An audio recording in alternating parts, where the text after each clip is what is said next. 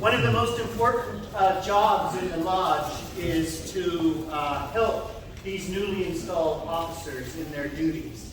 And so, therefore, each inspector appoints an officer's coach to help out the master and the officers in their newly appointed duty.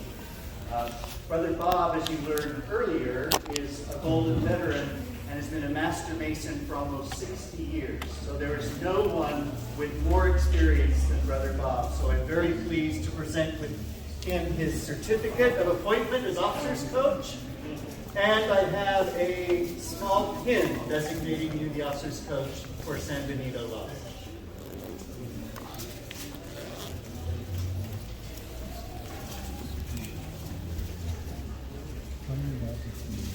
Thank you so much, Brother Bob.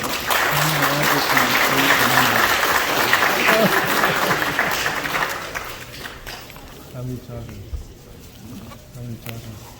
Awards for art. I'm sorry that I had to interrupt your meeting partner. You're giving us a lay, but I must give you the lay also. And at the same token, I will present to you your God. And the most important part, why I chose this is what you call the warriors, a warrior signified. He is asking for the ever-living God for the blessing and strength that you may be able to encounter.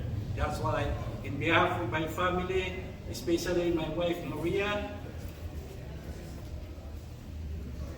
No water.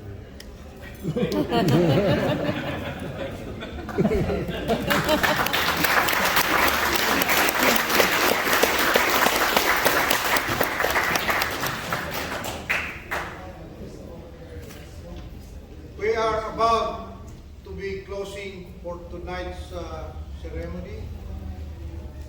Please, all officers installed and installing officers and dignitaries, would you join us for picture taking?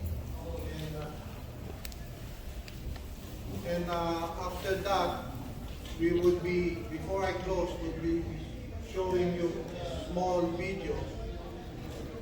Are we ready for that? Okay, shall we do? We'll start. Pajera? This will only take like No? an hour. Yes.